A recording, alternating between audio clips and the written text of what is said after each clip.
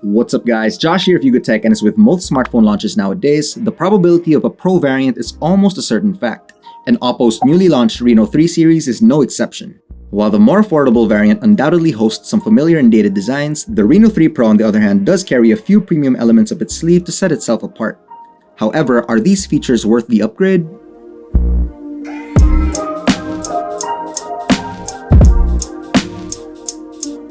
Off the bat, the OPPO Reno 3 Pro looks and feels very similar to its non-Pro counterpart.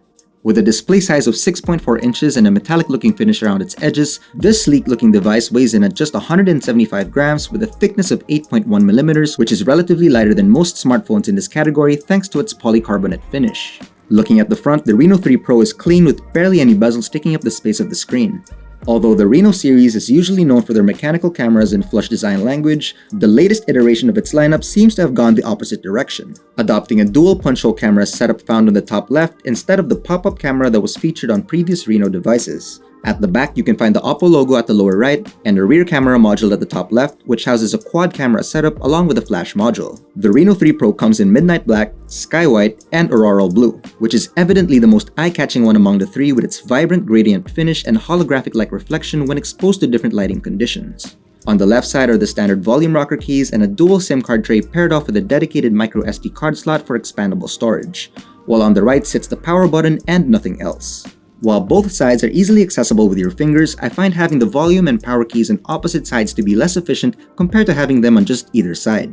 This may cause unintentional button presses and is something that you should consider, especially if you often prop your phone on a table when watching videos or even when playing games in landscape mode. At the top sits the secondary noise-cancelling mic, while at the bottom you can find their standard USB-C charging port, the primary mic, single-firing speakers, and a 3.5mm headphone jack, which is always a great thing to still be able to have. When it comes to the display, the Reno 3 Pro sports a 6.4-inch Full HD Plus Super AMOLED screen with a refresh rate of 60Hz, a pixel density of 405 pixels per inch, and a maximum screen brightness of 800 nits, making this device easy to view even in harsh lighting conditions. The panel is also protected by Corning Gorilla Glass 5, which isn't exactly scratch resistant but helps keep your phone's screen from shattering, especially for those that have butter fingers. Heading to audio quality, the Reno 3 Pro is a decent performer, but nothing fantastic. It's surely loud enough to fill up a room, but don't expect much from it. Playing music side by side next to the more budget-friendly Reno 3 and Redmi Note 8 showed very little audible difference. And with a bottom-firing speaker, you can end up accidentally covering the grills whenever you're holding the phone horizontally, which is almost unavoidable with this type of layout. As for the camera, the Reno 3 Pro comes packed with a quad camera main shooter at the rear, featuring a 64-megapixel main sensor, a 13-megapixel telephoto lens, an 8-megapixel wide-angle lens, and a 2-megapixel mono lens to top it all off. Unlike previous Reno models with their rear camera sitting flush against the panel, there is a little bit of a bump on the Reno 3's camera module, but it wasn't enough to bother me even when placing the phone on a flat surface. Putting it to the test, I was impressed to see how well the camera performed. Taking a photo in auto mode keeps images nice and compressed to save on storage space without removing too much noticeable detail. Turning on the 64-megapixel mode does take up a considerably large amount of space, but makes for a cleaner, more detailed image, which is well worth the trade if you ask me. Ultra dark mode works like a charm and can capture decent images even with very poor lighting conditions. Trying to take images of the city were great as colors popped more and had better lighting compared to shooting in normal mode.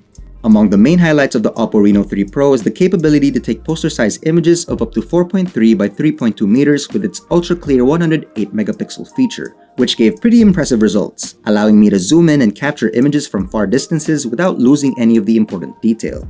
And although clear might not be necessarily in the picture when it comes to long-range shooting, it does a superb job at moderate distances with ample lighting. Heading over to the front camera, we get a dual punch-hole camera setup that houses a 44-megapixel main shooter and a secondary 2-megapixel depth sensor.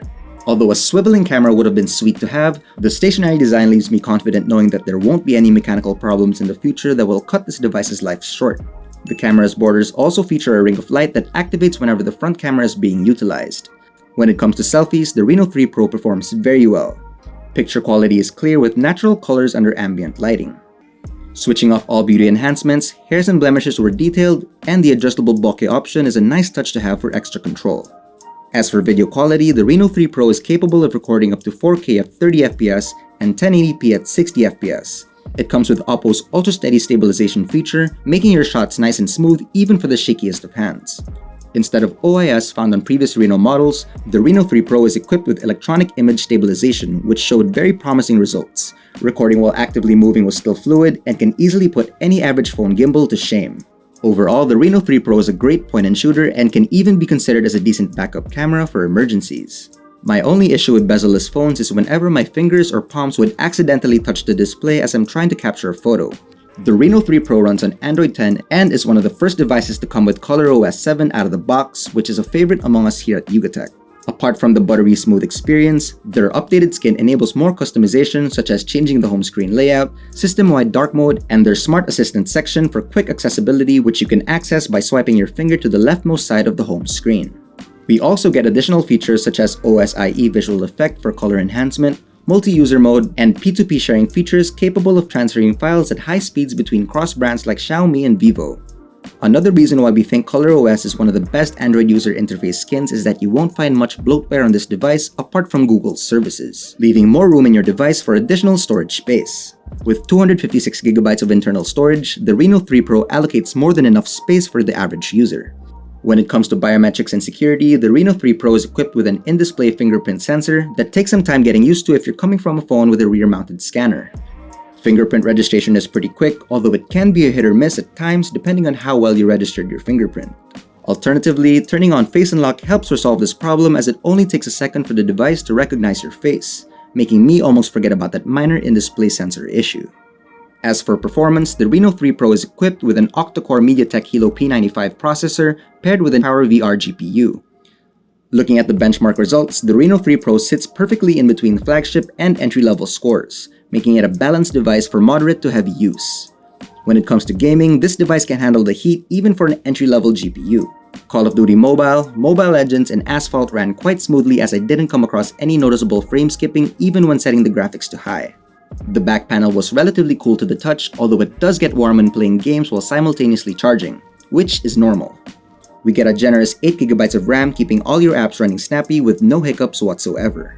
Overall, I was more than satisfied with the Reno 3 Pro's performance, excelling in different departments whether it be gaming, juggling through different apps, or simply just using it as a daily driver. Checking out the battery life, the Reno 3 Pro has a 4025 mAh capacity, which is fairly standard to see at the moment. In our standard video loop test, the OPPO Reno 3 Pro lasted a total of 22 hours and 11 minutes of playback, which makes watching multimedia content on this device a treat. Although if you plan to run heavier tasks like gaming or do some live streaming, we still recommend you to have a charger with you as battery life depletes at a faster rate, especially if your screen is always on. All in all, the Reno 3 Pro is an exceptional device that not only has great cameras, but also holds a respectable battery life, an intuitive user interface, and massive internal storage, making it superb for day-to-day use. Although it does not boast any exceptional design construction, this device still packs a punch when it comes to performance and build quality, making it a good candidate if you're looking for something a little long-term. Coming in at 28,990 pesos, the Reno 3 Pro isn't going to be cheap, but you do get what you pay for when it comes to having a solid, reliable phone. So what do you guys think of OPPO's latest mid-ranger? Let us know in the comments below, and if you enjoyed this video, don't forget to leave a like, subscribe, hit that bell icon, and be sure to visit yugatech.com for the latest tech news and reviews. This has been Josh, and as always, stay safe.